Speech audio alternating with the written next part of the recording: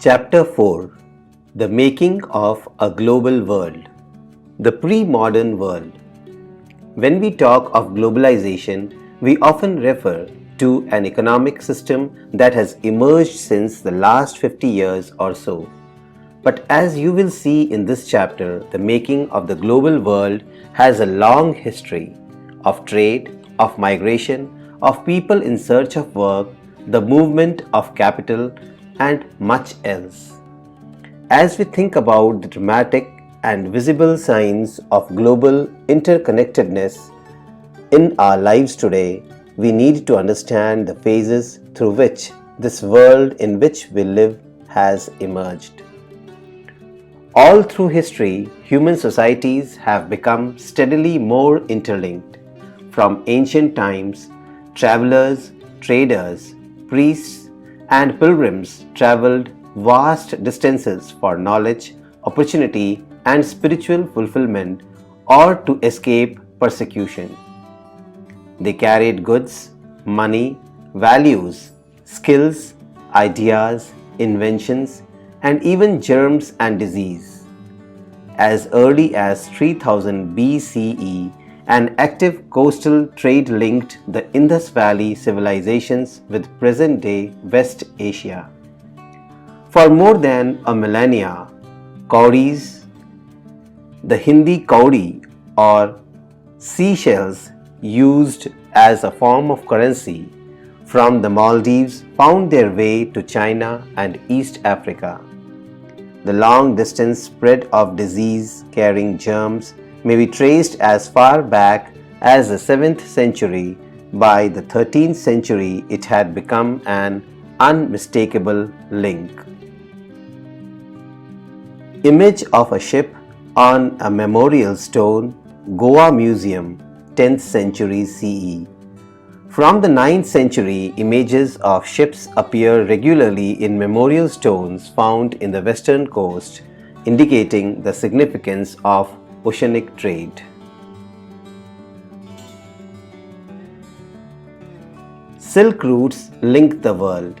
The Silk routes are a good example of vibrant pre-modern trade and cultural links between distant parts of the world. The name Silk routes points to the importance of westbound Chinese silk cargoes along this route. Historians have identified several silk routes over land and by sea, knitting together vast regions of Asia and linking Asia with Europe and Northern Africa. They are known to have existed since before the Christian era and thrived almost till the 15th century. But Chinese pottery also traveled the same route, as did textiles and spices from India and Southeast Asia. In return, precious metals, gold and silver, flowed from Europe to Asia. Trade and cultural exchange always went hand in hand. Early Christian missionaries almost certainly traveled this route to Asia, as did early Muslim preachers a few centuries later. Much before all this, Buddhism emerged from eastern India and spread in several directions through intersecting points on the Silk routes. Food travels, spaghetti and potato. Food offers many examples of long-distance cultural exchange. Traders and travelers introduced new crops to the lands they traveled. Even ready foodstuff in distant parts of the world might share common origins. Take spaghetti and noodles. It is believed that noodles traveled west from China to become spaghetti. Or perhaps Arab traders took pasta to 5th century Sicily, an island now in Italy. Similar foods were also known in India and Japan, so the truth about their origins may never be known. Yet, such guesswork suggests the possibilities of long-distance cultural contact even in the pre-modern world. Many of our common foods such as potatoes, soya, groundnuts, maize, tomatoes, chilies, sweet potatoes, and so on were not known to our ancestors until about 5 centuries ago. These foods were only introduced in Europe and Asia after Christopher Columbus accidentally discovered the vast continent that would later become known as the Americas.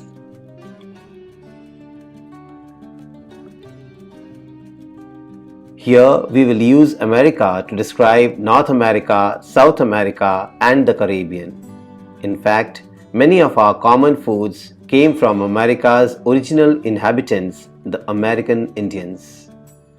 Sometimes the new crops could make the difference between life and death. Europe's poor began to eat better and live longer with the introduction of the humble potato.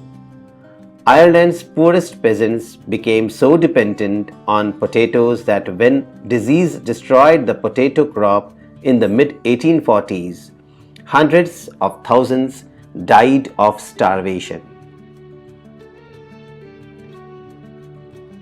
The Irish potato famine illustrated London News 1849. Hungry children digging for potatoes in a field that has already been harvested, hoping to discover some leftovers. During the Great Irish Potato Famine, 1845 to 1849, around 10 lakh people died of starvation in Ireland and double the number emigrated in search of work. Conquest, disease and trade. The pre-modern world shrank greatly in the 16th century after European sailors found a sea route to Asia and also successfully crossed the Western Ocean to America. For centuries before, the Indian Ocean had known a bustling trade with goods, people, knowledge, customs, etc., crisscrossing its waters. The Indian subcontinent was central to these flows and a crucial point in their networks. The entry of the Europeans helped expand or redirect some of these flows towards Europe. Before its discovery, America had been cut off from regular contact with the rest of the world for millions of years. But from the 16th century, its vast lands and abundant crops and minerals began to transform trade and lives everywhere. Precious metals, particularly silver, from mines located in present-day Peru and Mexico also enhanced Europe's wealth and financed its trade with Asia. Legends spread in 17th century Europe about South America's fabled wealth. Many expeditions set off in search of El Dorado, the fabled city of gold. The Portuguese and Spanish conquest and colonization of America was decisively underway by the mid-16th century. European conquest was not just a result of superior firepower. In fact, the most powerful weapon of the Spanish conquerors was not a conventional military weapon at all. It was the germs, such as those of smallpox, that they carried on their person. Because of their long isolation, America's original inhabitants had no immunity against these diseases that came from Europe. Smallpox, in particular, proved a deadly killer. Once introduced, it spread deep into the continent, ahead even of any Europeans reaching there. It killed and decimated whole communities, paving the way for conquest. Biological warfare. John Winthrop, the first governor of the Massachusetts Bay Colony in New England, wrote in May 1634 that smallpox signaled God's blessing for the colonists. The natives were near all dead of smallpox, so as the Lord had cleared our title to what we possess.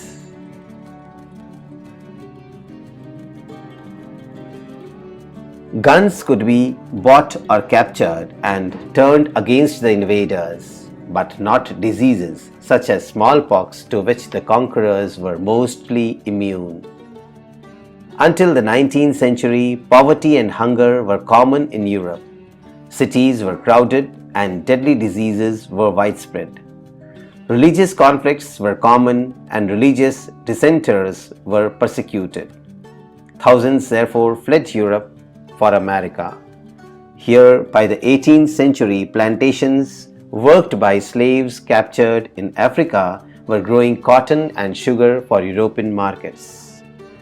Until well into the 18th century, China and India were among the world's richest countries. They were also preeminent in Asian trade.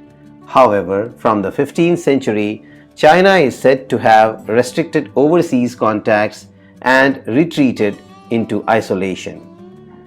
China's reduced role and the rising importance of the Americas gradually moved the center of world trade westwards. Europe now emerged as the center of world trade.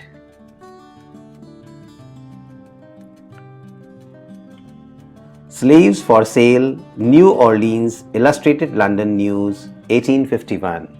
A prospective buyer carefully inspecting slaves lined up before the auction. You can see 2 children along with 4 women and 7 men in top hats and suit waiting to be sold.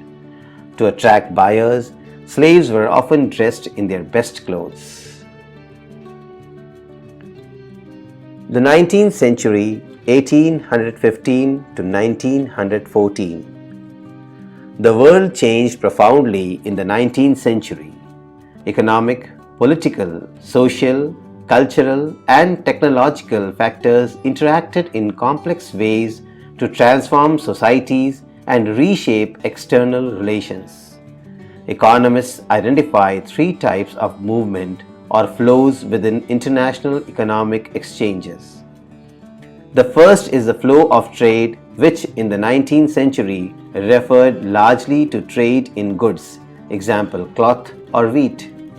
The second is the flow of labor, the migration of people in search of employment.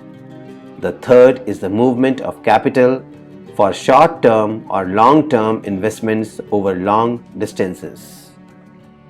All 3 flows were closely interwoven and affected people's life more deeply now than ever before.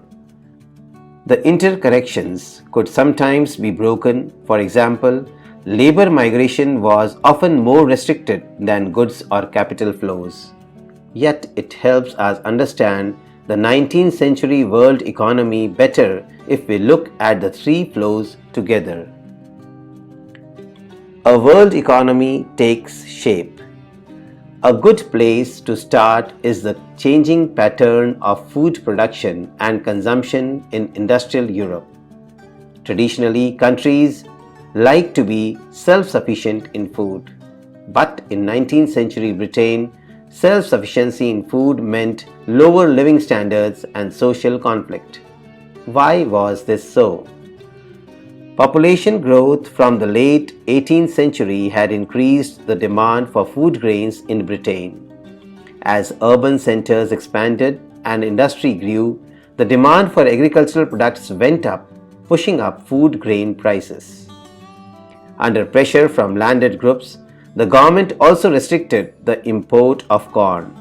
The laws allowing the government to do this were commonly known as the Corn Laws. Unhappy with high food prices, industrialists and urban dwellers forced the abolition of the Corn Laws. After the Corn Laws were scrapped, food could be imported into Britain more cheaply than it could be produced within the country. British agriculture was unable to compete with imports. Vast areas of land were now left uncultivated, and thousands of men and women were thrown out of work. They flocked to the cities or migrated overseas. As food prices fell, consumption in Britain rose. From the mid-19th century, faster industrial growth in Britain also led to higher incomes and therefore more food imports.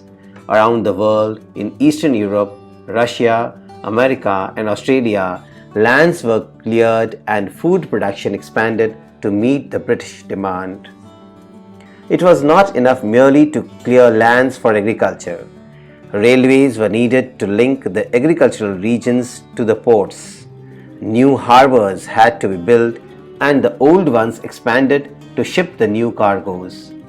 People had to settle on the lands to bring them under cultivation. This meant building homes and settlements. All these activities in turn required capital and labor. Capital flowed from financial centers such as London. The demand for labor in places where labor was in short supply, as in America and Australia, led to more migration. Nearly 50 million people emigrated from Europe to America and Australia in the 19th century. All over the world, some 150 million are estimated to have left their homes, crossed oceans and vast distances over land in search of a better future. Emigrant ship leaving for the US by M.W. Ridley, 1869. Irish emigrants waiting to board the ship by Michael Fitzgerald, 1874.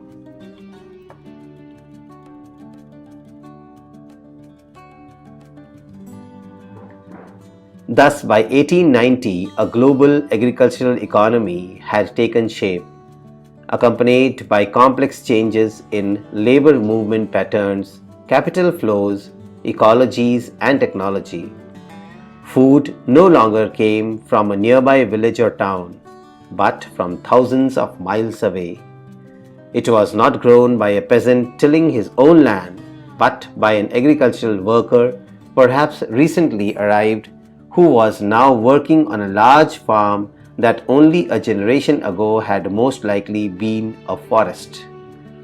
It was transported by railway, built for that very purpose, and by ships which were increasingly manned in these decades by low-paid workers from Southern Europe, Asia, Africa, and the Caribbean. Some of this dramatic change, though on a smaller scale, occurred closer home in West Punjab. Here, the British Indian government built a network of irrigation canals to transform semi-desert wastes into fertile agricultural lands that could grow wheat and cotton for export. The canal colonies, as the areas irrigated by the new canals were called, were settled by peasants from other parts of Punjab. Of course, food is merely an example. A similar story can be told for cotton, the cultivation of which expanded worldwide to feed British textile mills, or rubber. Indeed, so rapidly did regional specialization in the production of commodities develop that between 1820 and 1914, world trade is estimated to have multiplied 25 to 40 times. Nearly 60% of this trade comprised primary products, that is, agricultural products such as wheat and cotton, and minerals such as coal. Role of technology. What was the role of technology in all this? The railways, steamships, the telegraph, for example, were important inventions without which we cannot imagine the transformed 19th century world. But technological advances were often the result of larger social, political, and economic factors. For example, colonization stimulated new investments and improvements in transport. Faster railways, lighter wagons, and larger ships helped move food more cheaply and quickly from far away farms to final markets. The trade in meat offers a good example of this connected process. Till the 1870s, animals were shipped live from America to Europe and then slaughtered when they arrived there. But live animals took up a lot of ship space. Many also died in voyage, fell ill, lost weight, or became unfit to eat. Meat was hence an expensive luxury beyond the reach of the European poor. High prices in turn kept demand and production down until the development of a new technology, namely refrigerated ships, which enabled the transport of perishable foods over long distances. Now animals were slaughtered for food at the starting point in America, Australia, or New Zealand, and then transported to Europe as frozen meat. This reduced shipping costs and lowered meat prices in Europe. The poor in Europe could now consume a more varied diet. To the earlier monotony of bread and potatoes, many, though not all, could now add meat and butter and eggs to their diet. Better living conditions promoted social peace within the country and support for imperialism abroad.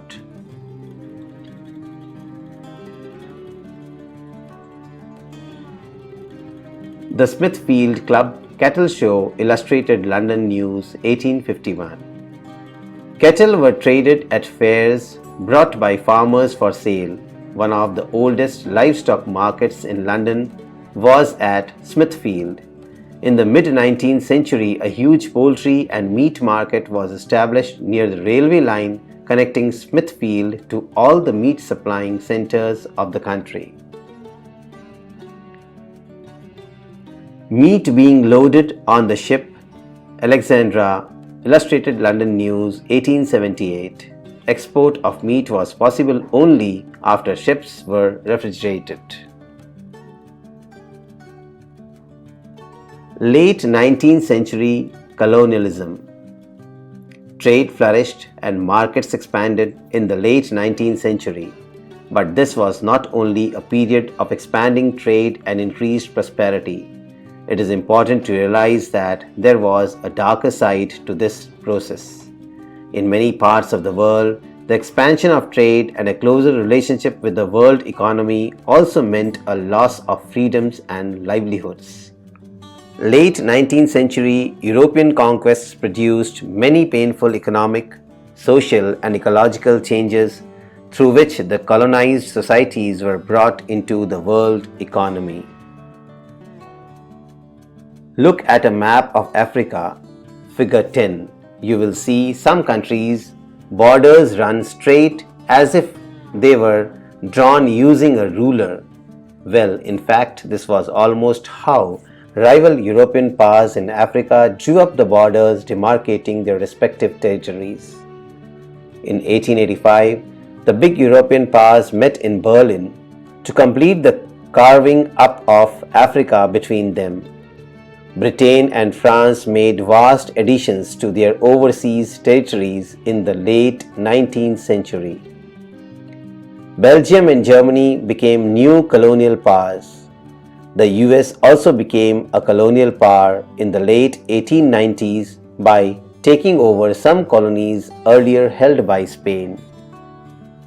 Let us look at one example of the destructive impact of colonialism on the economy and livelihoods of colonized people.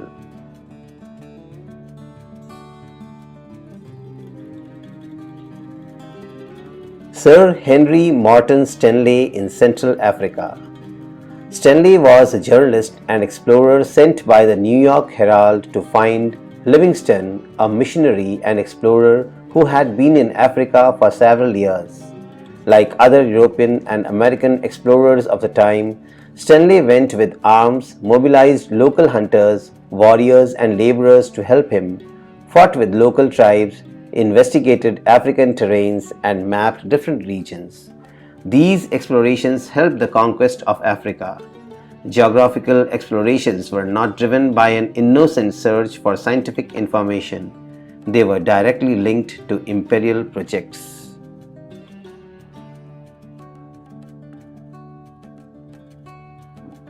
Rinderpest or the cattle plague. In Africa, in the 1890s, a fast-spreading disease of cattle plague or Rinderpest had a terrifying impact on people's livelihoods and the local economy. This is a good example of the widespread European imperial impact on colonized societies. It shows how in this era of conquest even a disease affecting cattle reshaped the lives and fortunes of thousands of people and their relations with the rest of the world. Historically, Africa had abundant land and a relatively small population. For centuries, land and livestock sustained African livelihoods and people rarely worked for a wage. In late 19th century Africa, there were few consumer goods that wages could buy. If you had been an African possessing land and livestock, and there was plenty of both, you too would have seen little reason to work for a wage. In the late 19th century, Europeans were attracted to Africa due to its vast resources of land and minerals. Europeans came to Africa hoping to establish plantations and mines to produce crops and minerals for export to Europe. But there was an unexpected problem: a shortage of labor willing to work for wages. Employees used many methods to recruit and retain labor. Heavy taxes were imposed, which could be paid only by working for wages on plantations and mines. Inheritance laws were changed so that peasants were displaced from land. Only one member of the family was allowed to inherit land, as a result of which the others were pushed into the labor market. Mine workers were also confined in compounds and not allowed to move about freely.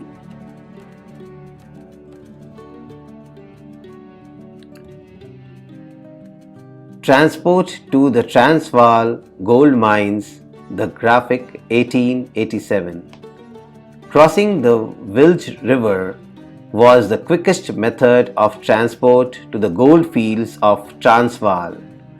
After the discovery of gold in Witwatersrand, Europeans rushed to the region despite their fear of disease and death and the difficulties of the journey.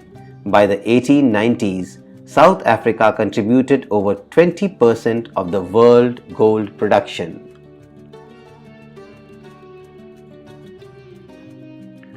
Diggers at work in the Transvaal gold fields in South Africa, the graphic 1875. Then came Rinderpest, a devastating cattle disease. Rinderpest arrived in Africa in the late 1880s. It was carried by infected cattle imported from British Asia to feed the Italian soldiers invading Eritrea in East Africa. Entering Africa in the east, Rinderpest moved west like forest fire, reaching Africa's Atlantic coast in 1892. It reached the Cape, Africa's southernmost tip, 5 years later. Along the way, Rinderpest killed 90% of the cattle. The loss of cattle destroyed African livelihoods. Planters, mine owners, and colonial governments now successfully monopolized what scarce cattle resources remained to strengthen their power and to force Africans into the labor market. Control over the scarce resource of cattle enabled European colonizers to conquer and subdue Africa. Similar stories can be told about the impact of Western conquest on other parts of the 19th century world. Indentured labor migration from India. The example of indentured labor migration from India also illustrates the two-sided nature of the 19th century world. It was a world of faster economic growth as well as great misery, higher incomes for some and poverty for others, technological advances in some areas and new forms of coercion in others. In the 19th century, hundreds of thousands of Indian and Chinese laborers went to work on plantations, in mines, and in road and railway construction projects around the world. In India, indentured laborers were hired under contracts which promised return travel to India after they had worked 5 years on their employer's plantation. Most Indian indentured workers came from the present-day regions of eastern Uttar Pradesh, Bihar, central India, and the dry districts of Tamil Nadu.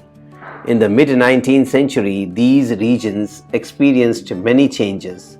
Cottage industries declined, land rents rose, lands were cleared for mines and plantations. All this affected the life of the poor. They failed to pay their rents, became deeply indebted, and were forced to migrate in search of work. The main destinations of Indian indentured migrants were the Caribbean islands, mainly Trinidad, Guyana, and Suriname. Mauritius and Fiji closure home. Tamil migrants went to Ceylon and Malaya. Indentured workers were also recruited for tea plantations in Assam. Recruitment was done by agents engaged by employers and paid a small commission. Many migrants agreed to take up work hoping to escape poverty or oppression in their home villages. Agents also tempted the prospective migrants by providing false information about final destinations, modes of travel, the nature of the work, and living and working conditions. Often migrants were not even told that they were to embark on a long sea voyage. Sometimes agents even forcibly abducted less willing migrants. 19th century indenture has been described as a new system of slavery. On arrival at the plantations, laborers found conditions to be different from what they had imagined. Living and working conditions were harsh and there were few legal rights. But workers discovered their own ways of surviving. Many of them escaped into the wilds, though if caught, they faced severe punishment.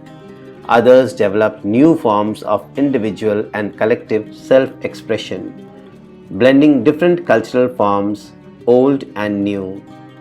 In Trinidad, the annual Muharram procession was transformed into a riotous carnival called Hosei for Imam Hussein, in which workers of all races and religions joined. Similarly, the protest religion of Rastafarianism, made famous by the Jamaican reggae star Bob Marley, is also said to reflect social and cultural links with Indian migrants to the Caribbean. Chutney music, popular in Trinidad and Guyana, is another creative contemporary expression of the post-indenture experience. These forms of cultural fusion are part of the making of the global world, where things from different places get mixed, lose their original characteristics, and become something entirely new. Most indentured workers stayed on after their contracts ended or returned to their new homes after a short spell in India. Consequently, there are large communities of people of Indian descent in these countries. Have you heard of the Nobel Prize winning writer V.S. Naipaul? Some of you may have followed the exploits of West Indies cricketers Shivnarayan Chandrapal and Ramnaresh Sarwan. If you have wondered why their names sound vaguely Indian, the answer is that they are descended from indentured labor migrants from India. Indentured laborers photographed for identification. For employers, the numbers and not the names mattered. From the 1900s, India's nationalist leaders began opposing the system of indentured labor migration as abusive and cruel. It was abolished in 1921. Yet for a number of decades afterwards, descendants of Indian indentured workers often thought of as coolies, remained an uneasy minority in the Caribbean islands. Some of Naipaul's early novels capture their sense of loss and alienation.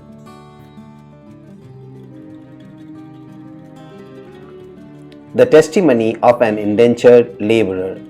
Extract from the testimony of Ram Narayan Tiwari, an indentured laborer who spent 10 years on Demerara in the early 20th century.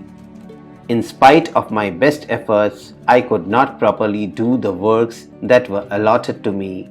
In a few days, I got my hands bruised all over, and I could not go to work for a week, for which I was prosecuted and sent to jail for 14 days.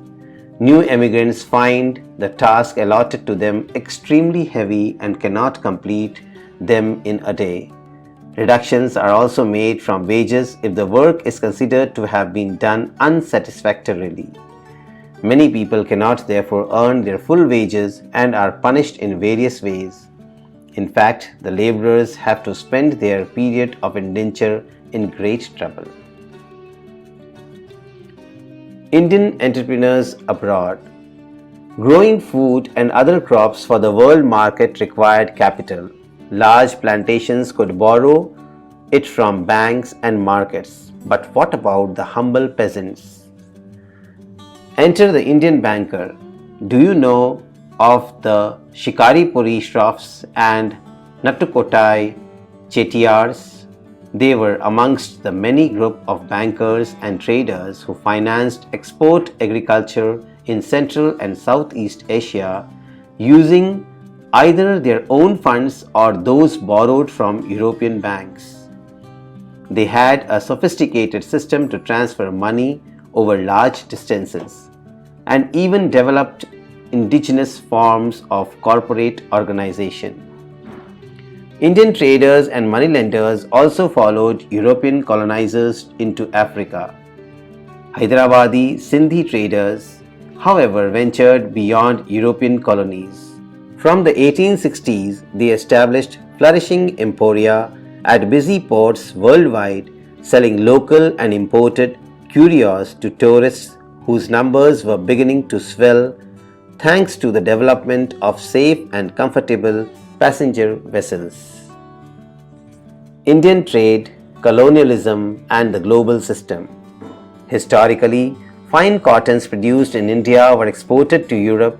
With the industrialization, British cotton manufacture began to expand, and industrialists pressurized the government to restrict cotton imports and protect local industries. Tariffs were imposed on cloth imports into Britain. Consequently, the inflow of fine Indian cotton began to decline. From the early 19th century, British manufacturers also began to seek overseas markets for their cloth. Excluded from the British market by tariff barriers, Indian textiles now faced stiff competition in other international markets.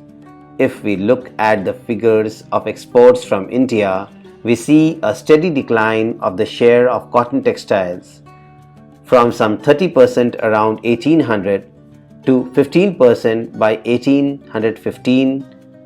By the 1870s, the proportion had dropped to below 3%. What then did India export? The figures again tell a dramatic story. While exports of manufactures declined rapidly, export of raw materials increased equally fast. Between 1812 and 1871, the share of raw cotton exports rose from 5% to 35%. Indigo used for dyeing cloth was another important export for many decades. And as you have read last year, opium shipments to China grew rapidly from the 1820s to become for a while India's single largest export. Britain grew opium in India and exported it to China, and with the money earned through this sale, it financed its tea and other imports from China. Over the 19th century, British manufacturers flooded the Indian market. Food grain and raw material exports from India to Britain and the rest of the world increased, but the value of British exports to India was much higher than the value of British imports from India. Thus, Britain had a trade surplus with India. Britain used this surplus to balance its trade deficits with other countries, that is, with countries from which Britain was importing more than it was selling to. This is how a multilateral settlement system works. It allows one country's deficit with another country to be settled by its surplus with a third country. By helping Britain balance its deficits, India played a crucial role in the late 19th century world economy. Britain's trade surplus in India also helped pay the so-called home charges that included private remittances home by British officials and traders, interest payments on India's external debt, and pensions of British officials in India. The Interwar Economy. The First World War 1914 to 1918 was mainly fought in Europe, but its impact was felt around the world. Notably for our concerns in this chapter, it plunged the first half of the 20th century into a crisis that took over 3 decades to overcome. During this period, the world experienced widespread economic and political instability and other catastrophic war. Wartime transformations. The First World War, as you know, was fought between 2 power blocs. On the one side were the Allies, Britain, France and Russia, later joined by the US, and on the opposite side were the Central Powers, Germany, Austria, Hungary and Ottoman Turkey. When the war began in August 1914, many governments thought it would be over by Christmas. It lasted more than 4 years. The First World War was a war like no other before. The fighting involved the world's leading industrial nations, which now harnessed the vast powers of modern industry to inflict the greatest possible destruction on their enemies. This war was thus the first modern industrial war. It saw the use of machine guns, tanks, aircraft, chemical weapons, etc. on a massive scale. These were all increasingly products of modern large-scale industry. To fight the war, millions of soldiers had to be recruited from around the world and moved to the front lines on large ships and trains. The scale of death and destruction, 9 million dead and 20 million injured, was unthinkable before the industrial age without the use of industrial arms. Most of the killed and maimed were men of working age. These deaths and injuries reduced the able-bodied workforce in Europe. With fewer numbers within the family, household incomes declined after the war. During the war, industries were restructured to produce war-related goods. Entire societies were also reorganized for war. As men went to battle, women stepped in to undertake jobs that earlier only men were expected to do. Figure 20. Workers in a munition factory during the First World War. Production of armaments increased rapidly to meet war demands. The war led to the snapping of economic links between some of the world's largest economic powers, which were now fighting each other to pay for them. So Britain borrowed large sums of money from US banks as well as the US public. Thus the war transformed the US from being an international debtor to an international creditor. In other words, at the war's end, the US and its citizens owned more overseas assets than foreign governments and citizens owned in the US. Post-war recovery. Post-war economic recovery proved difficult. Britain, which was the world's leading economy in the pre-war period, in particular faced a prolonged crisis. While Britain was preoccupied with war, industries had developed in India and Japan. After the war, Britain found it difficult to recapture its earlier position of dominance in the Indian market and to compete with Japan internationally. Moreover, to finance war expenditures, Britain had borrowed liberally from the US. This meant that at the end of the war, Britain was burdened with huge external debts. The war had led to an economic boom, that is, to a large increase in demand, production, and employment. When the war boom ended, production contracted and unemployment increased. At the same time, the government reduced bloated war expenditures to bring them into line with peacetime revenues. These developments led to huge job losses. In 1921, 1 in every 5 British workers was out of work. Indeed, anxiety and uncertainty about work became an enduring part of the post-war scenario. Many agricultural economies were also in crisis. Consider the case of wheat producers. Before the war, Eastern Europe was a major supplier of wheat in the world market. When this supply was disrupted during the war, wheat production in Canada, America, and Australia expanded dramatically. But once the war was over, production in Eastern Europe revived and created a glut in wheat output. Grain prices fell, rural incomes declined, and farmers fell deeper into debt. Rise of mass production and consumption. In the US, recovery was quicker. We have already seen how the war helped boost the US economy. After a short period of economic trouble in the years after the war, the US economy resumed its strong growth in the early 1920s. One important feature of the US economy of the 1920s was mass production.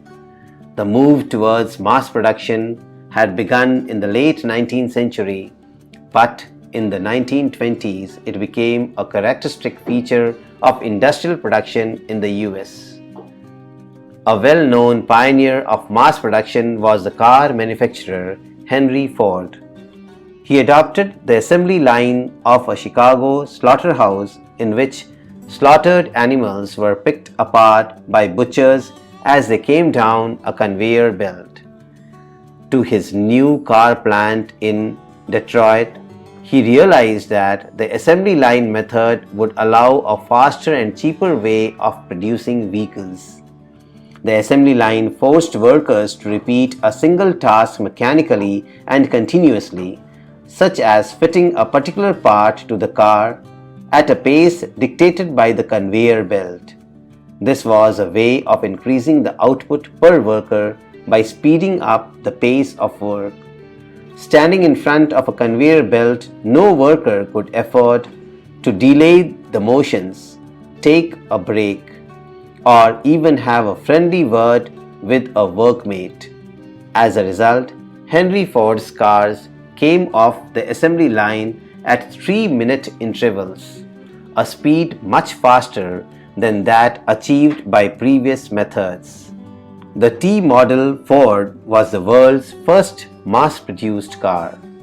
At first, workers at the Ford factory were unable to cope with the stress of working on assembly lines in which they could not control the pace of work, so they quit in large numbers. In desperation, Ford doubled the daily wage to $5 in January 1914. At the same time, he banned trade unions from operating in his plants. Henry Ford recovered the high wage by repeatedly speeding up the production line and forcing workers to work ever harder. So much so, he would soon describe his decision to double the daily wage as the best cost-cutting decision he had ever made. Fordist industrial practices soon spread in the US. They were also widely copied in Europe in the 1920s.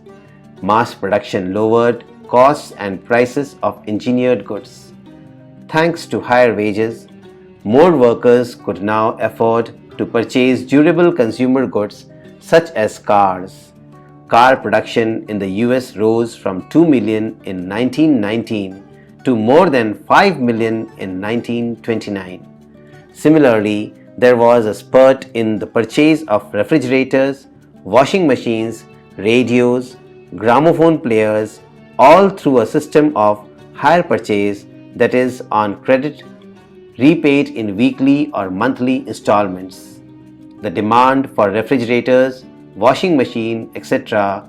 was also fueled by a boom in house construction and home ownership, financed once again by loans. The housing and consumer boom of the 1920s created the basis of prosperity in the US. Large investments in housing and household goods seemed to create a cycle of higher employment and incomes, rising consumption demand, more investment, and yet more employment and incomes. In 1923, the US resumed exporting capital to the rest of the world and became the largest overseas lender. US imports and capital exports also boosted European recovery and world trade and income growth over the next 6 years. All this, however, proved too good to last. By 1929, the world would be plunged into a depression such as it had never experienced before. The Great Depression. The Great Depression began around 1929 and lasted till the mid-1930s. During this period, most parts of the world experienced catastrophic declines in production, employment, incomes, and trade. The exact timing and impact of the depression varied across countries, but in general, agricultural regions and communities were the worst affected. This was because the fall in agricultural prices was greater and more prolonged than that in the prices of industrial goods.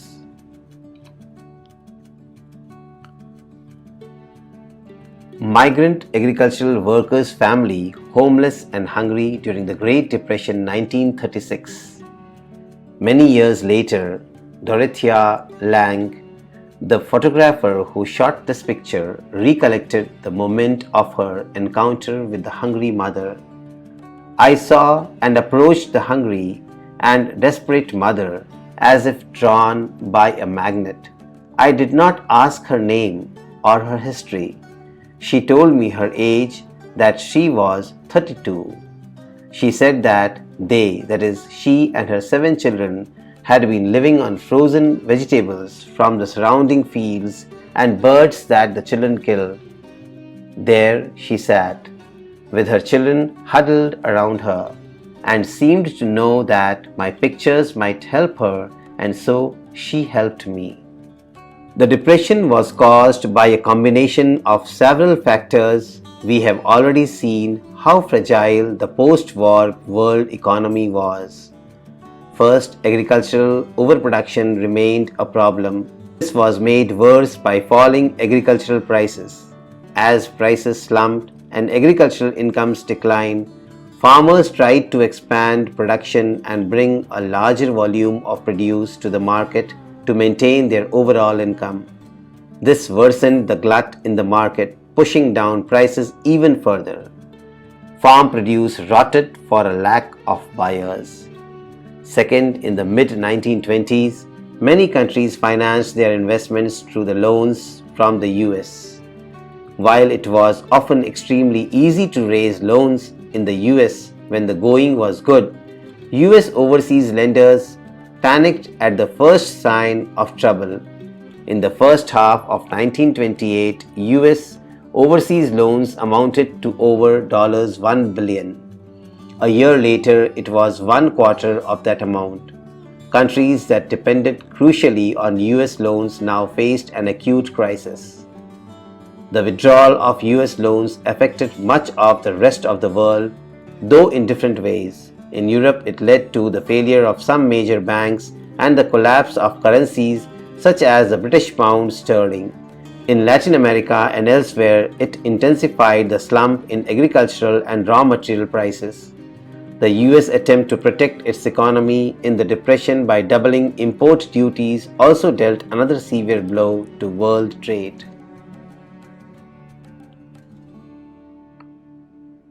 The US was also the industrial country most severely affected by the Depression.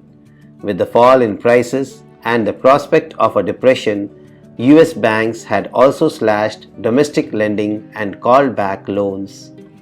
Farms could not sell their harvests, households were ruined, and businesses collapsed. Faced with falling incomes, many households in the US could not repay what they had borrowed and were forced to give up their homes, cars, and other consumer durables. The consumerist prosperity of the 1920s now disappeared in a puff of dust. As unemployment soared, people trudged long distances looking for any work they could find. Ultimately, the US banking system itself collapsed. Unable to recover investments, collect loans, and repay depositors, thousands of banks went bankrupt and were forced to close. The numbers are phenomenal.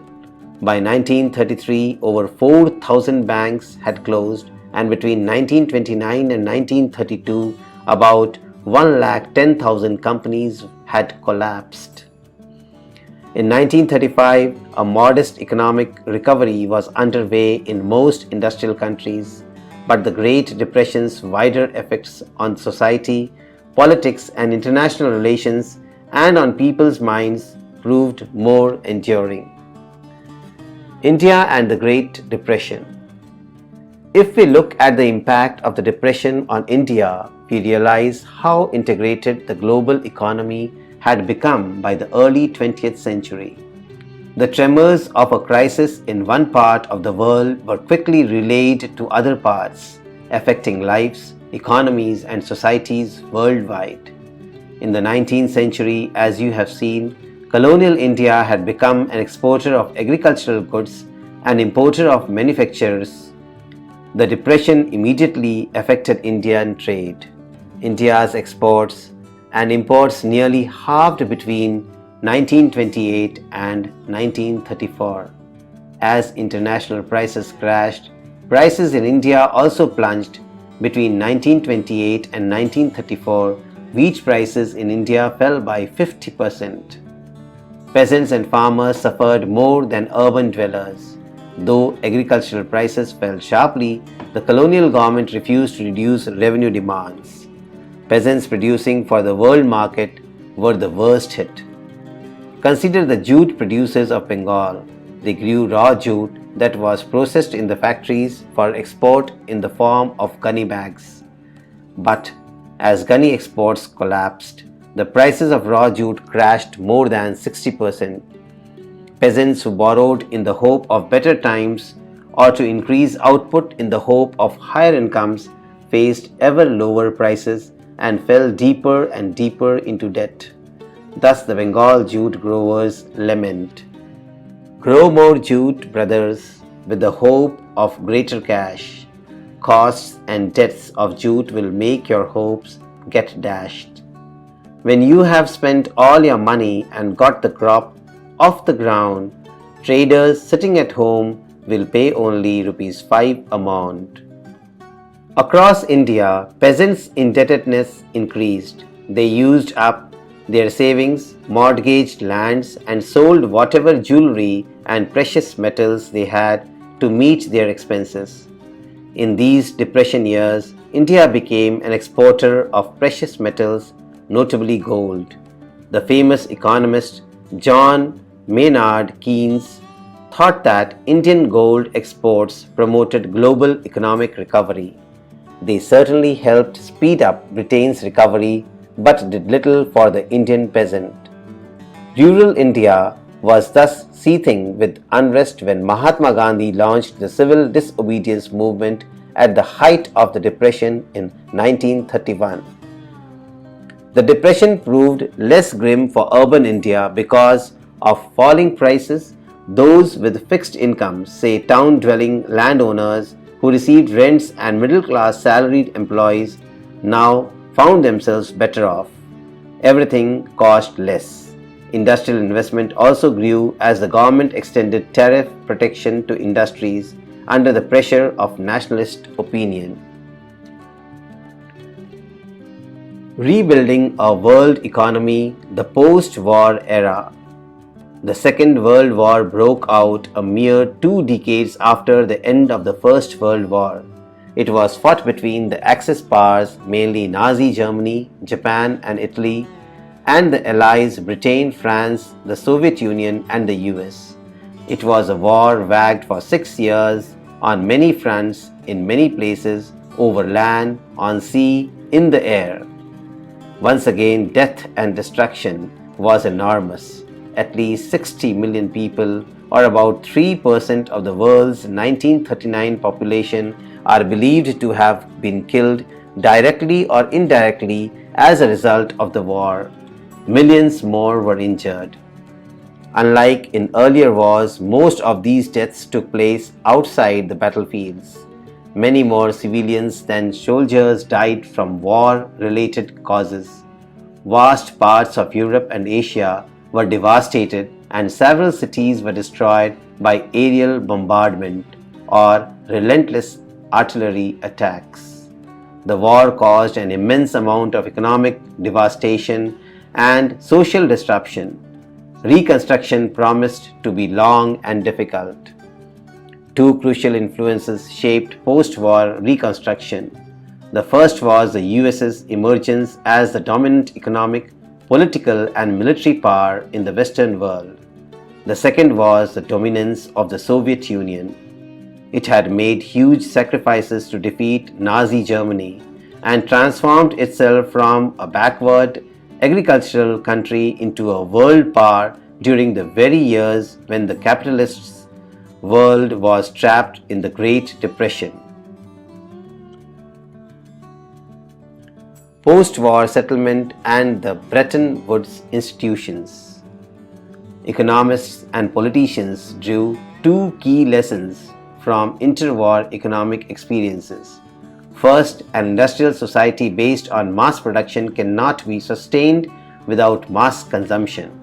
But to ensure mass consumption, there was a need for high and stable incomes. Incomes could not be stable if employment was unstable. Thus, stable incomes also required steady, full employment. But markets alone could not guarantee full employment. Therefore, governments would have to step in to minimize fluctuations of price, output and employment.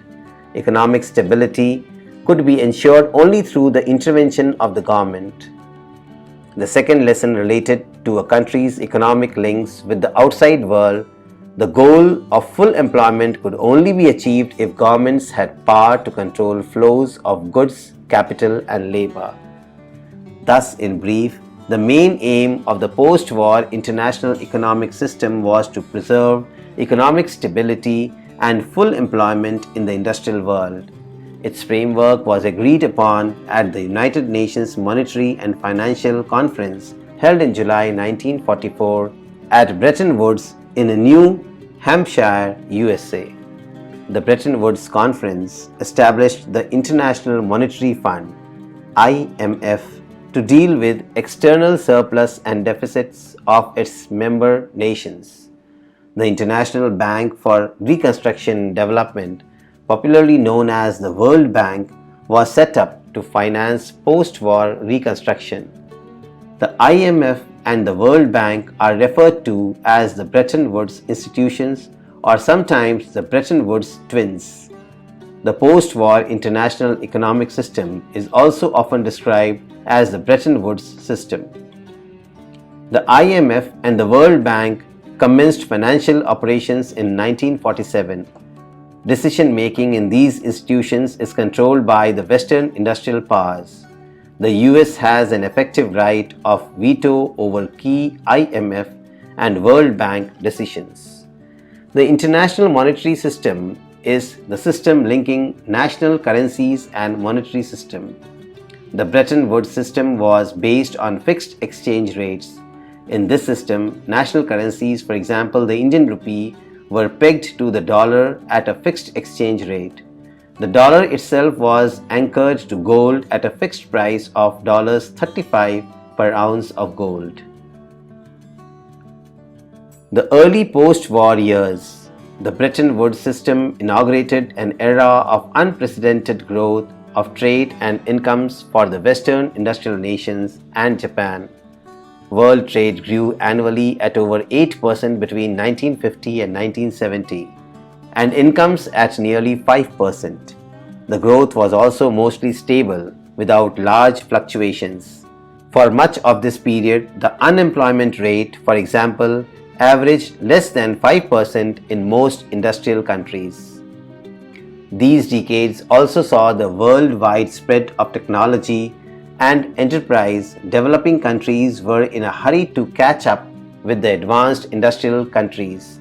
Therefore, they invested vast amounts of capital importing industrial plant and equipment featuring modern technology. What are MNCs? Multinational corporations. MNCs are large companies that operate in several countries at the same time. The first MNCs were established in the 1920s. Many more came up in the 1950s and 1960s as US businesses expanded worldwide and Western Europe and Japan also recovered to become powerful industrial economies. The worldwide spread of MNCs was a notable feature of the 1950s and 1960s. This was partly because high import tariffs imposed by different governments forced MNCs to locate their manufacturing operations and become domestic producers in as many countries as possible. Decolonization and Independence. When the Second World War ended, large parts of the world were still under European colonial rule. Over the next 2 decades, most colonies of Asia and Africa emerged as free, independent nations. They were, however, overburdened by poverty and a lack of resources, and their economies and societies were handicapped by long periods of colonial rule. The IMF and the World Bank were designed to meet the financial needs of the industrial countries. They were not equipped to cope with the challenge of poverty and lack of development in the former colonies. But as Europe and Japan rapidly rebuilt their economies, they grew less dependent on the IMF and the World Bank. Thus, from the late 1950s, the Bretton Woods institutions began to shift their attention more towards developing countries. As colonies, many of the less developed regions of the world had been part of Western empires. Now, ironically, as the newly independent countries facing urgent pressures to lift their populations out of poverty, they came under the guidance of international agencies dominated by the former colonial powers. Even after many years of decolonization, the former colonial powers still controlled vital resources such as minerals and land in many of their former colonies. Large corporations of other powerful countries, for example the US, also often managed to secure rights to exploit developing countries' natural resources very cheaply. At the same time, most developing countries did not benefit from the fast growth the Western economies experienced in the 1950s and 1960s. Therefore, they organized themselves as a group, the Group of 77 or G77, to demand a new international economic order, NIEO. By the NIEO, they meant a system that would give them real control over their natural resources, more development assistance, fairer prices for raw materials, and better access for their manufactured goods in developed countries' markets. End of Bretton Woods and the beginning of globalization. Despite years of stable and rapid growth, not all was well in this post-war world. From the 1960s, the rising costs of the overseas involvements weakened the US finances and competitive strength. the US dollar now no longer commanded confidence as the world's principal currency. It could not maintain its value in relation to gold. This eventually led to the collapse of the system of fixed exchange rates and the introduction of a system of floating exchange rates. From the mid-1970s, the international financial system also changed in important ways. Earlier, developing countries could turn to international institutions for loans and development assistance, but now they were forced to borrow from Western commercial banks and private lending institutions. This led to periodic debt crises in the developing world and lower incomes and increased poverty, especially in Africa and Latin America. The industrial world was also hit by unemployment that began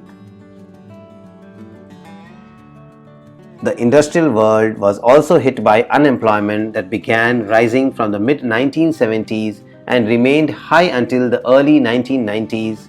From the late 1970s, MNCs also began to shift production operations to low-wage Asian countries. China had been cut off from the post-war world economy since its revolution in 1949, but new economic policies in China and the collapse of the Soviet Union and Soviet-style communism in Eastern Europe brought many countries back into the fold of the world economy.